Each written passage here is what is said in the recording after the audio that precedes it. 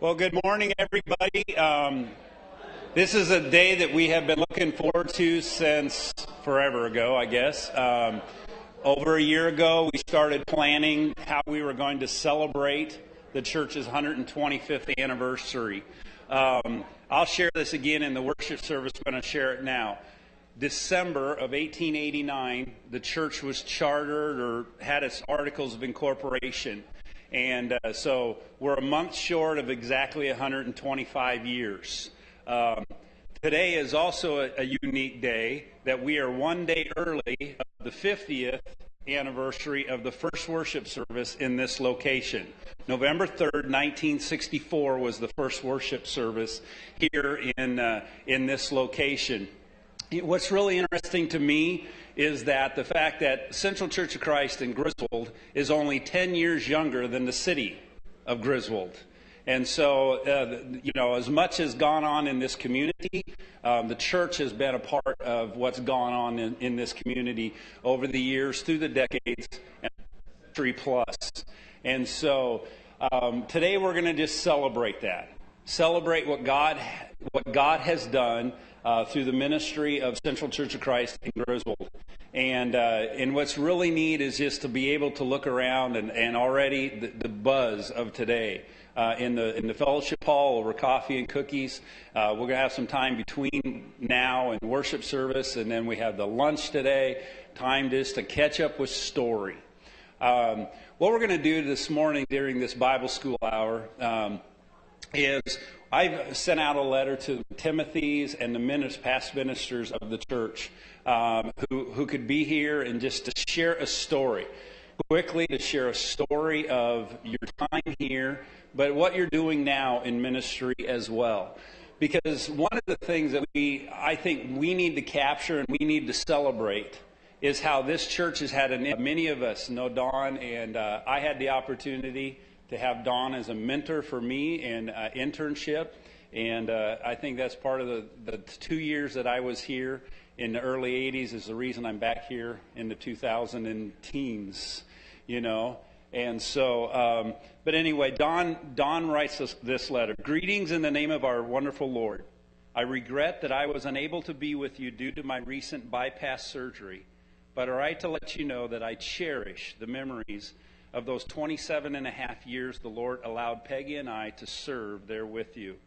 You all were so gracious and thoughtful, and we loved you one and all. Just now I want to say that I ask for your forgiveness if you are among those whom I in some way offended or hurt spiritually or emotionally during my years with you. I have sought God's forgiveness, and my prayer is that you might also forgive me. As I write, Paul's words, Philippians chapter 1, verse 3, are so true for me. I thank my God every time I remember you. Though out of sight and 160 miles apart, I assure you, you are never, and he has that underlined, never out of my mind. Whenever I read anything about Central Church, I think of you all, as well as those who have gone on to glory. And when I hear Central Church of Christ mentioned, I think of you all with a grateful and joy-filled heart.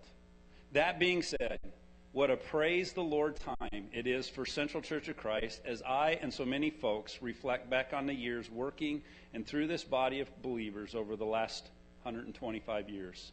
Because of the innumerable faithful servants, past and present, Central Church of Christ has touched and changed untold numbers of lives for now and for all eternity. That's true, of course, not only in this area of Iowa, but also around the globe, as many have gone on to other parts of the world to share the good news of God's redeeming love. May God continue to bless you all and use you in so many mighty ways to glorify Him as you continue your ministry here in this area, serving for His glory. Don.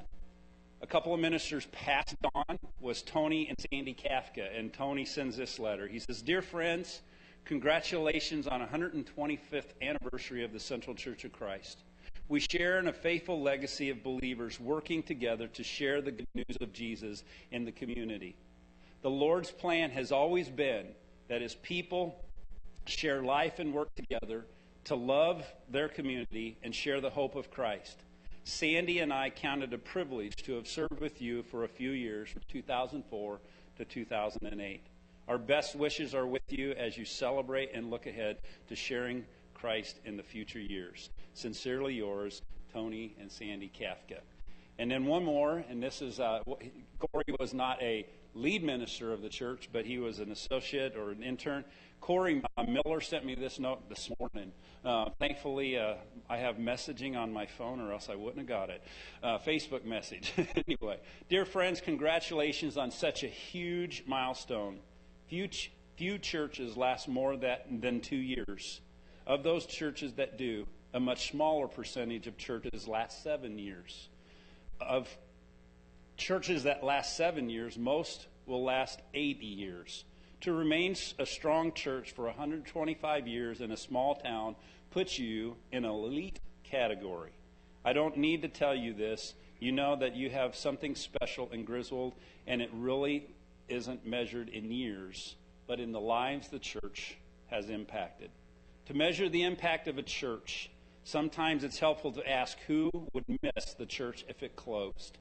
Today, church, as you celebrate your impact over the past 125 years, know your impact is deep and wide. Many of the young men and women you have raised up continue to engage in impacting this world with the love of Jesus. Still more, and the young men and women who you welcome to come learn from you and serve with you in ministry continue to have deep impact as well. My son Ian and I are in Romania on a missions trip with For God's Children International, and we are unable to attend today. Wednesday, I received a message from Dusty and Cammie Hansen, who actively attended in the Griswold Youth Group during my time there. They sent me a note asking for prayer while they are serving the poor in Haiti. This little exchange serves as a perfect reminder that your success is not only measured by those who you see at church today, but it is multiplied exponentially by those of us whose ministries prevent us from attending. I ate a lot of really good meals with you in the two brief years I was there. At dinner today, I hope you will take a moment and put your eyes off that smoked meat and take a look at the table around you. Look at the lives impacted. Let this dinner remind you of another to come. One day, we will sit down to feast together. On your left will be those lives changed by your last 125 years of ministry. And some of those folks who joined the table during my brief time include Kelly, Brian, Corey, Dusty, Cammie, Nicole, Elsa, Paul, Jeff, Patty, Katie, Jody, Adam, Nick, Rachel, Charity, Bryce, Carrie, Jeff, Tracy, and many others. They will be surrounded by friends with whom they share their invitation. The table to the left extends well beyond the distance your eyes can see. On your right, another massive crowd gathers. Some of the faces bear faint resemblance to the crowd on the left. Obviously, some generic traits have been passed along. But there is a herd of people on different shapes and colors with faces you can't begin to recognize. These folks owe their eternity to Jesus and the Central Church of Christ in Griswold, without whom you may have never received an invitation. Thank you, church, for continuing to invite people to the heavenly feast ahead. I hope the Millers might have a chance to see you again before that day. If not, I'll see you at that dinner. Sincerely yours, Corey Miller.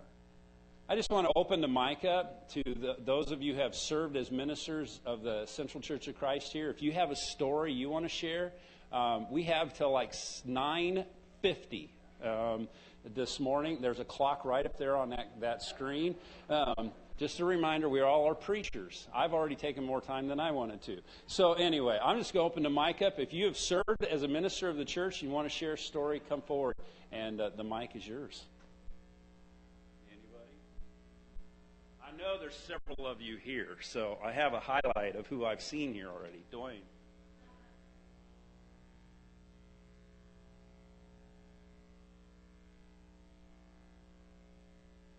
Well, thank you, Tony. How nice. How nice, how nice. Just seeing Bob Bozick and his sister get together. I don't think they knew that they were all coming, but that was good. These letters spoke of the impact of this congregation, and I've said it so many times before here, but I haven't said it to this many people from all over creation before, and that is that this church, without this church, as far as I know, there would be no deaf missions. And I think that that is a pretty significant thing, and I thank this church for that. This church provided the first leadership for deaf missions.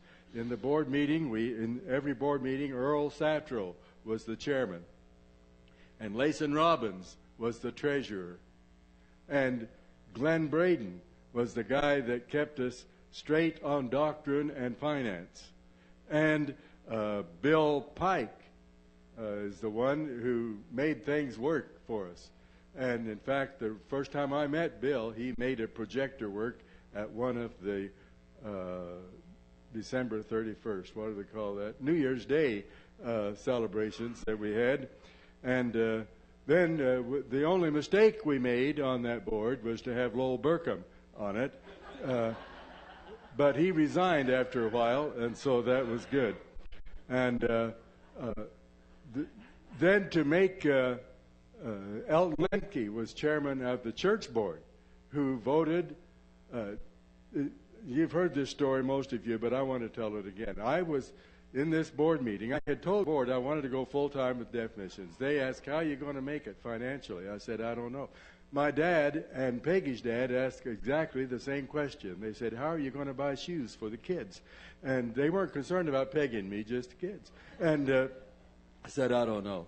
And so they kicked me out of that board meeting, and I was back here in this office, and a long time it was.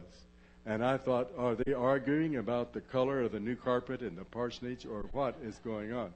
And how many of you were in that board meeting? Raymond? Yeah, that's right. If you were in that board meeting, they got rid of you in a hurry. Because they... pretty soon, Ivan Lynch came back. The poor guy, he's in the hospital in Red Oak now. I hate that. And he looked down at me and he said, this way, he said, Dwayne, you can come now. And I thought, man alive. And I went, and Elton, you know, one of the smartest men in the world and one of the slowest talkers in the world. And he said, well, Dwayne, after January 1st, you won't have to show up here anymore. And the phone rang, and it was Peggy. And I told her, I don't know what's going on, Peggy, but I think I'm fired. And I went back to the board meeting, and Elton hadn't stopped talking, and I didn't miss a word. And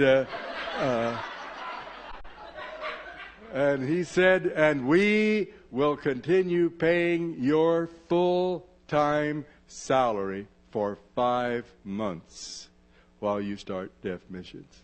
Now that still almost makes me cry. It's wonderful. And then I want to thank Bob Chitwood, because he was here before me, and he resigned so I could come. And thank you, Bob. And Jerry Dietz is here someplace. Raise your hand, Jerry. Oh, there. Where was that? It's hard to lose him. Where? Oh, I see him. Okay. And he claims that I started him in radio. Actually, Glenn Braden started both of us. He says, we need a radio program. And Jerry, I think his first experience with radio was here. And Jim Price, bless his heart, he died just very recently, having suffered terrible dementia for a long time.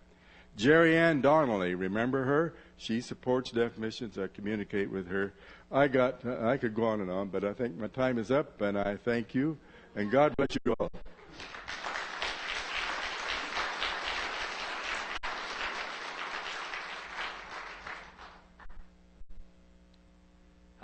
Hello, I'm Dave Chase. I was only here for a summer, so my story's not as grand as some of the other people that are here that have served in this time, and you guys have had more time to impact them for a long time. But I was at a point in my life where I was at college, and I needed to do a summer internship to get a feel for ministry, and was ministry something that I was going to do with the rest of my life. And this church was a place that welcomed me, very, very much welcomed me into this place. I stayed with the Berries and the Hildebrands and Lynch. And you mentioned Ivan Lynch and the Lynches, and it was the overwhelming family. Like, I've never been welcomed like that by a church, like overwhelmingly just taking care of everything and making it to where I could learn and putting up with all the mistakes I made. We were doing card nights in the back and things like that, where people were like, "What's going on back there with the youth? And why is there so much Mountain Dew cans left over?"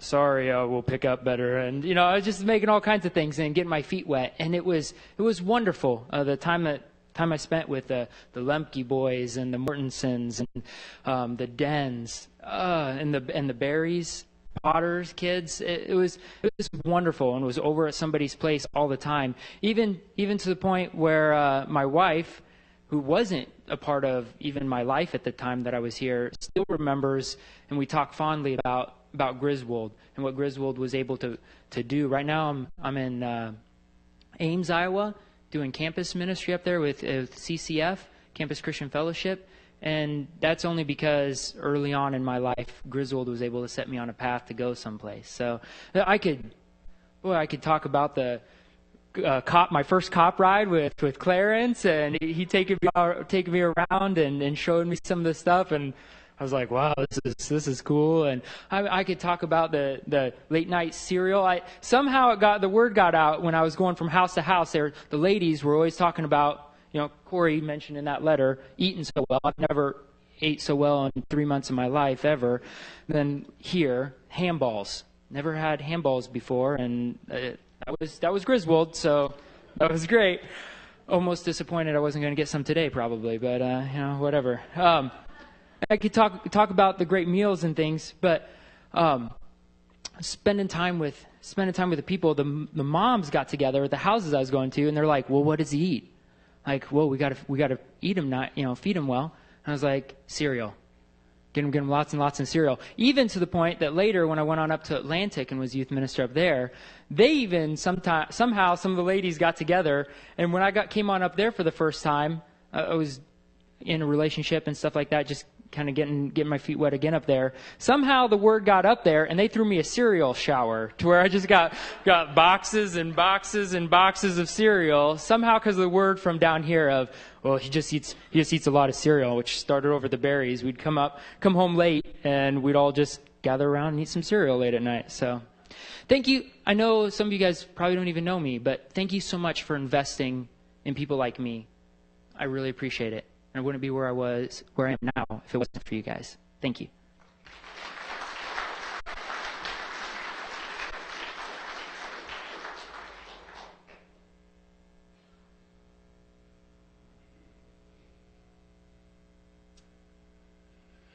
I also have a Clarence Kopp story. I'm not going to share that with you, but you can ask Clarence about it later. Hey, I just want to say thank you so much for investing in young men and young women in their lives. One of the great things about what God has done through the Central Church of Christ is that He's allowed you to invest in people and look past different things that they have, their faults, but also look at their qualities and their character. To build into them what God wants all of us to do, to be equippers and encouragers in the Word. And so I just want to thank you for that, because it was a great experience. I spent 5 years here at the Indianola Church of Christ, or Indianola, that's where I'm at now. That's where Tony was. But here at the Central Church of Christ, spent 5 years, great years of growing and maturing in ministry. And I had a lot of encouragement from all of you to see people who were excited about teaching God's Word to young people and to kids, and to carrying that in their families. let me just give you a couple things real quick. First, I wish Don was here so I could thank him for being a mentor to me. But also, if you remember Don, he was a stickler about certain things. And so I learned at a very early on in my ministry here that if this communion table got moved, there was a certain way it needed to be. And so what he would do is he would call me in here and we'd move it back, and I'm like, well, that looks pretty good. But Don would do this.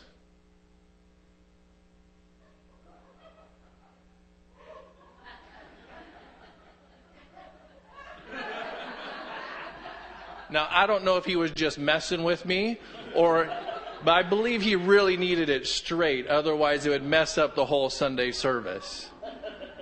The other thing I just want to remind you of is a trip that we decided that we're going to take. We're going to go rafting down the river just outside of town. And so being a young youth minister, all excited, and actually we got a lot of people, a lot of adults were excited. We were going to go down the river a ways, and we were going to have a cookout and everything. And I'm sitting in a meeting with one of the elders, and he has a kid in the youth group, and he's like, well, hey, did you got life jackets? I said, have you seen the river? We don't need life jackets. It's only like this deep. He's like, no, you need life jackets. All right, so we get life jackets. We got tubes, and we've got canoes, just a few canoes. And so certain people got in the canoes. I said, you know what, I'll bring up the rear and make sure everybody's safe here in the back. We floated for what seemed like days. And at the end, it was getting dark, and I'm like, I didn't have a cell phone. I didn't have a watch on. We're just going by the sun. And so the last, probably 15, 20 minutes, me and several kids who were caught in the back because we were floating in rafts and it was only this deep. And so we'd float for about 5 seconds and then drag bottom and then pick up, and then we would sprint to the next hole in the river. And we finally made it. But the thing was that God was with us throughout our whole trip. And you know what? I won't forget that trip, and I'm sure some of the parents won't forget that trip because they were worried about where their kids were.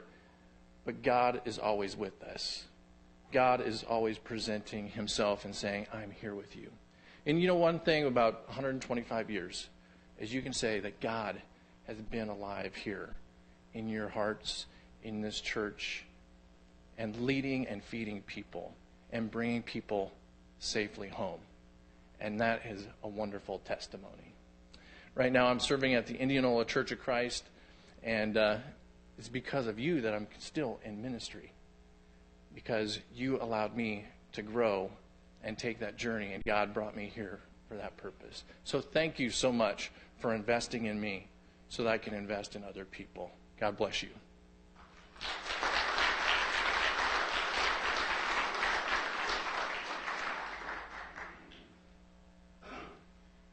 Kirk, they kind of had me saying Indianola Church of Christ, or put up with me for about 8 months saying Indianola. Oh wait, I'm not in Indianola. And so you guys stole me from Indianola so Kirk and Rebecca could move back from California to take the ministry that I was a part of in Indianola. And so I want to also open this up. If you are a Timothy of the church, someone who was just, grew up in the church, but you were involved in ministry. I'm looking at one here. And there's the whole Cochran crew. Your dad served in ministry for a lot of years here. And so any of you want to come share a story, that would be great as well. So past ministers or even Timothys, if you want to come share, or interns. Where's Alex? I know you're here. There's Alex. Several of us have got our feet wet in ministry because of internships here. And as I look through the list, and it's just like, and I think through those who are in ministry, but it's been really cool. One of my memories after leaving here was when Peggy Gordon passed away. And Dawn called all of us past associates and youth ministers, and we were the pallbearers. And That was an incredible experience. But then to see the stories of where that sphere of influence has spread to as well. So it's like many of you are in ministry. If you're a Timothy or a past minister, the mic's open.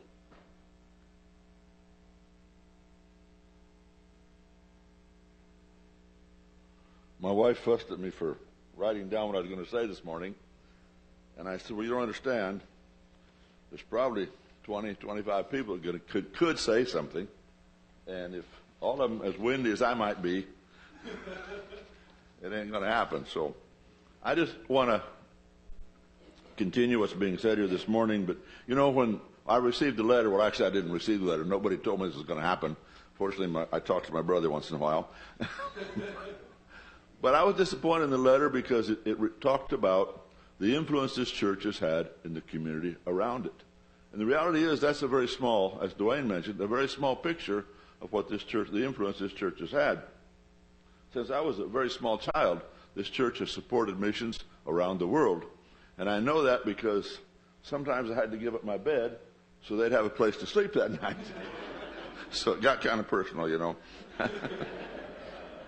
But not only have you supported missionaries around the world, but you have sent some of your young people off to Bible college. You nurtured and trained them while they were children. You helped them through high school, and then you were involved in their college education.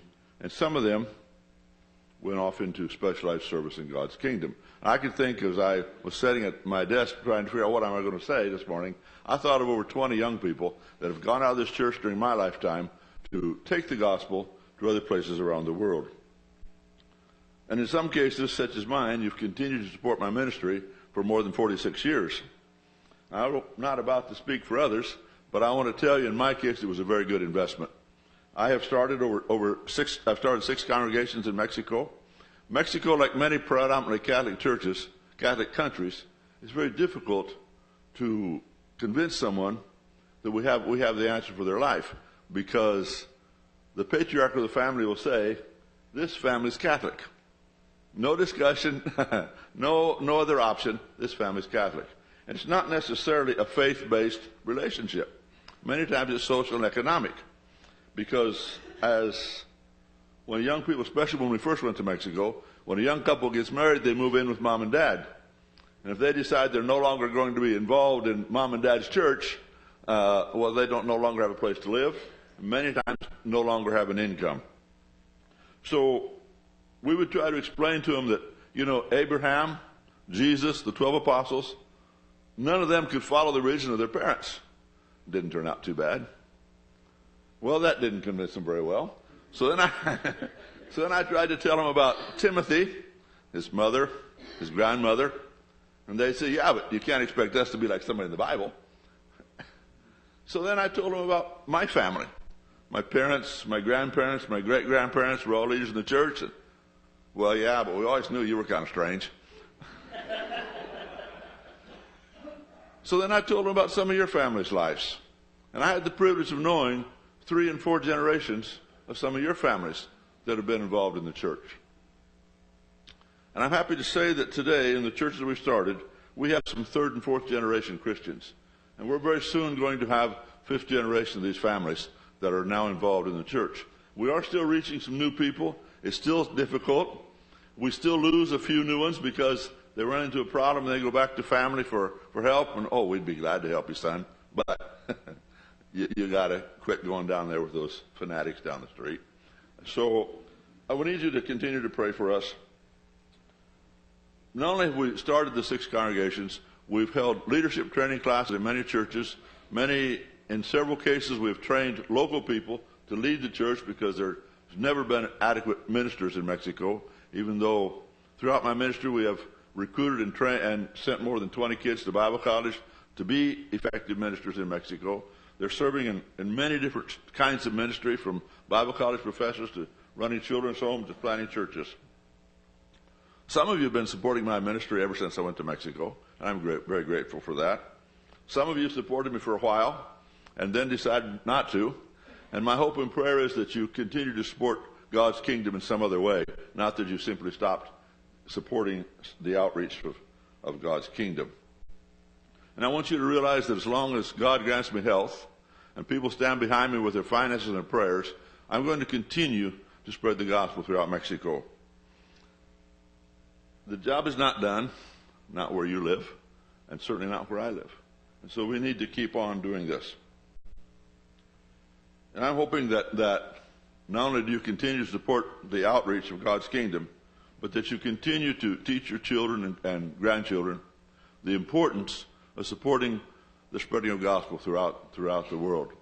So that someday, in another 50 years or so, some other old man can stand up here and thank you for having been a part of his life and his ministry for more than 70 years. And I just want to say thank you and keep up the good work.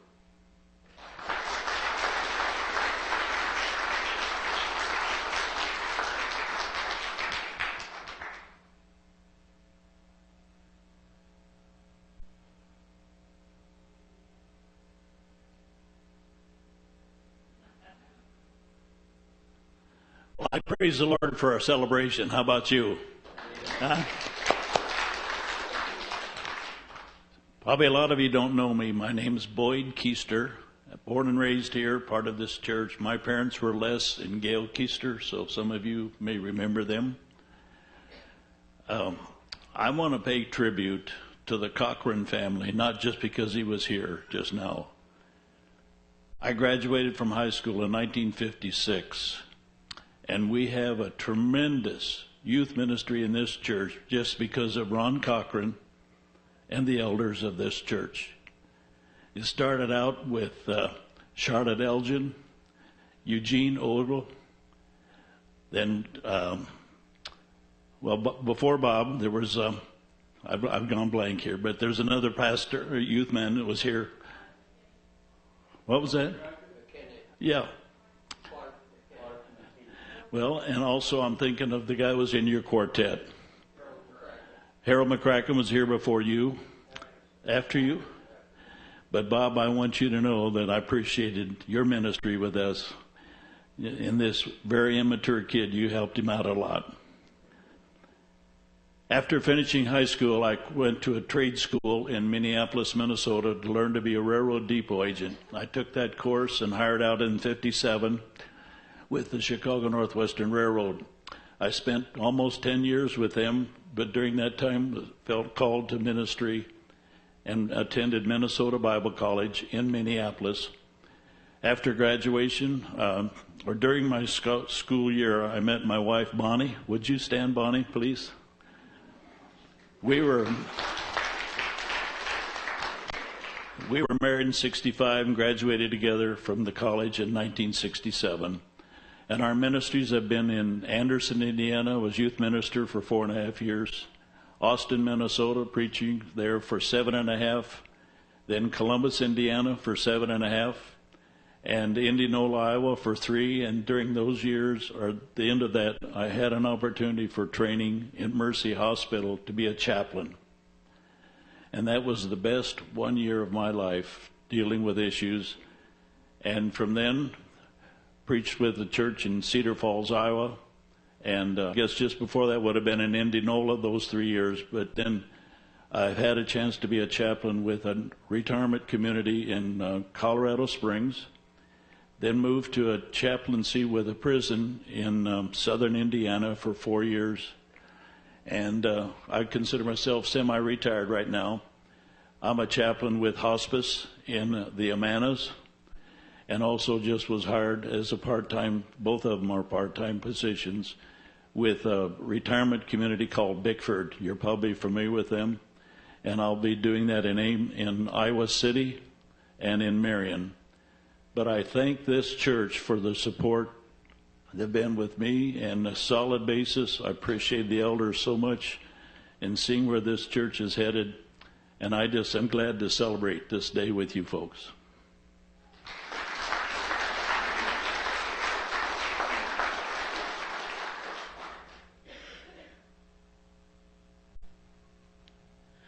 I'm so very thankful for Griswold, the Central Church of Christ. I remember the old building. Most of my years were there, but I remember moving into this building. I remember the guys coming around and talking my dad into giving a certain amount of money every month for 3 years, and he'd never been challenged like that before, and I think when the 3 years were up, they encouraged him to give more, and in fact, my mom and my dad, my mom and I were baptized by Ronald Cochran, and of course Bob Chitwood was my minister, and the connections are just tremendous. Years later, Jim Johnston was one of the youth ministers when I was here. Years later, when we were going to CIY at Carbondale, we stayed at Jim's church in the St. Louis area. But Bob was the reason that I became a minister, taking us over to NCC and different things like that, down to camp at Flaming Spirit Christian Service Camp. It's been a wonderful blessing. We served. He married Marianne and I right here. We served the Denison Church of Christ when I was in college for 2 years, the Little Sioux Church of Christ for 4 years before I graduated, and then after graduation we served in Kansas, Oakley, Kansas for 6 years. Started out as associate, ended up as a preaching minister, and I ministered 33 years in the Madison Church of Christ at Brooklyn, Iowa. Marianne passed away 5 years before that ministry ended.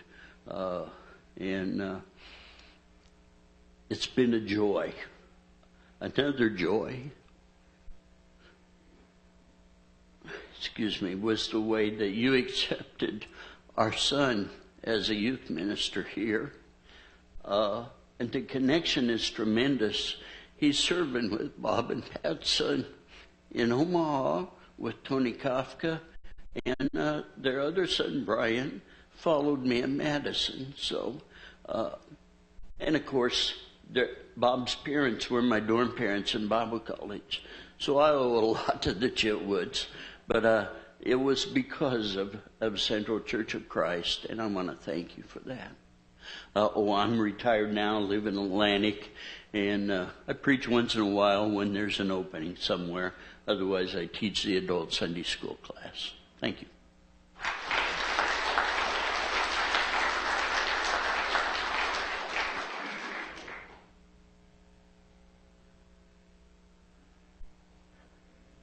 I'm going to get a chance to talk quite a bit later. I'm Bob Chitwood, my wife Pat. You want to stand, Pat? You don't want to stand. Well, stand, please.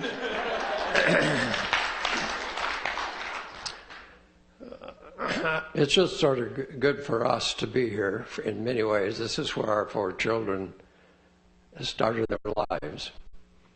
And not everybody got to go to Grant School, but our kids did. Those were those days of consolidation when we only lived 3 or 4 blocks from the Griswold grade school, but we had to get them on a bus and send them to Grant every year. And their stories about beets and beans still resonate with us every time we get together. They have never forgotten the food at the Grant Elementary School. And I have never forgotten Dr. Johnson, who would take my wife to Greenfield to deliver 3 of the 4, and then to Atlantic. And following Dr. Johnson was an experience in and of itself. So I have lots of memories, we both do, of this community in this town. And thank you for welcoming us as a pastor. 1959. Little did I understand what was ahead of us. Our congregation was extremely in grief. I don't suppose I ever did it the best job in those years trying to understand all that. I was a very young man, didn't excuse me, but with Ronald's death happening the way it was on a church sleigh riding party and following this family, and I won't ever forget it. It was quite a meaningful moment. And the Cochran children and their mother were wonderful. And it was a difficult time for us as a church. So I thank God that we moved through that without greater difficulties than what it was for us as a people of God. But as I sat here in this building, I want to just talk about a funny moment. It's at baptistry. Have you ever tried to repair a baptistry? Well, that thing came broken when it arrived. And your minister is going to tell you for the first time and only time in his life, he was high.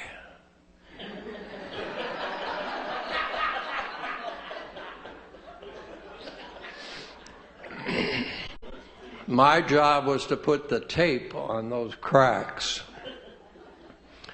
And then we put that other stuff on it, and I'll tell you, I'm not sure where I was for a while.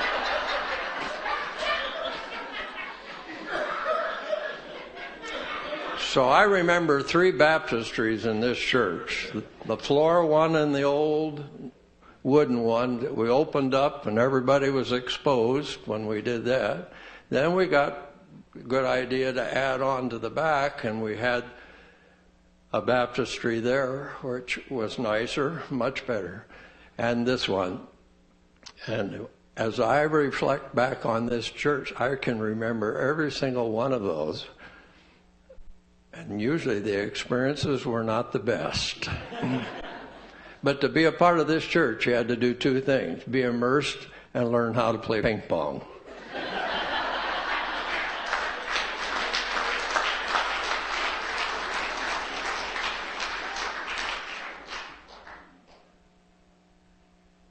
Anybody else?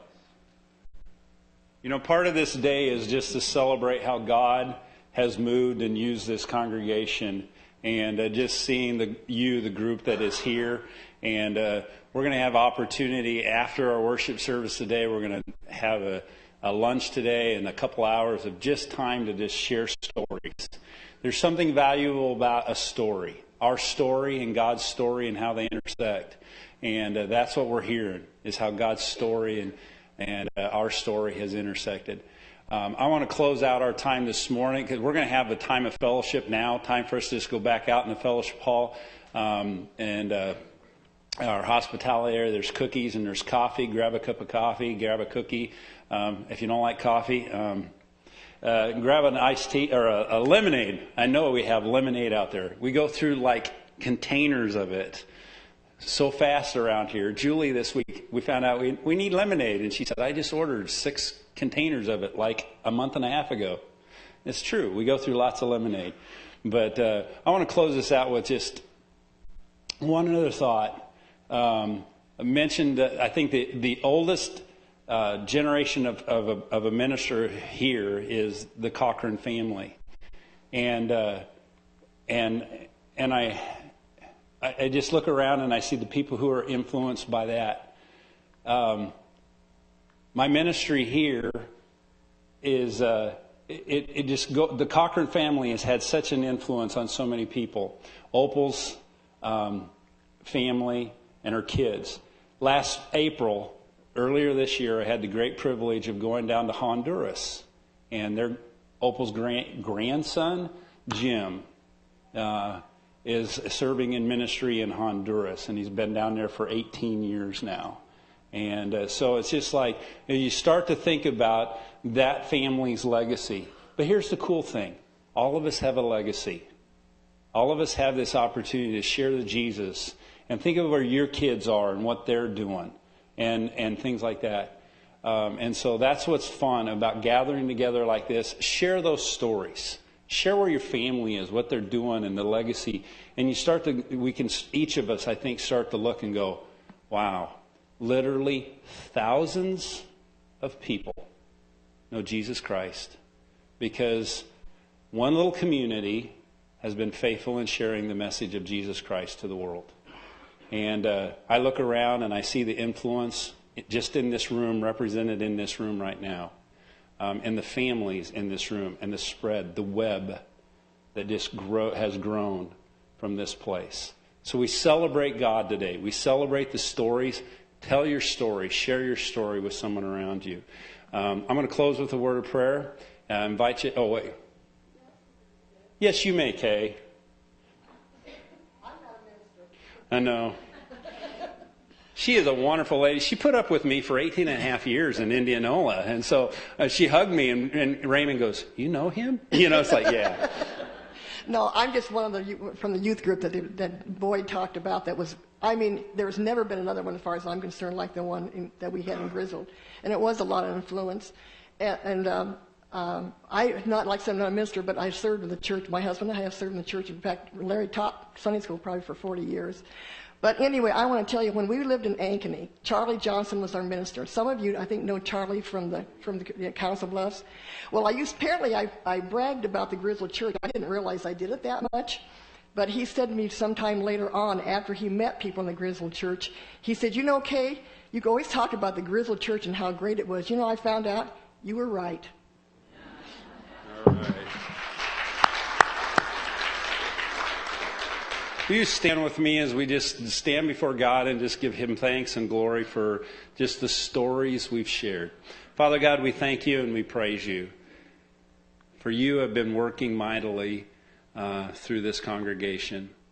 And not only this congregation, but the congregations as well that are touched by those who have spent time in these pews and in this place. Father, just to hear Your story. The story of Your love for us, Your story of salvation, and that decision we make for You to trust our lives to You and to be used by You wherever we are. Father, thank You so much for giving us this day. Thank You for these stories we share. Will You just continue to just bless the fellowship that we share. And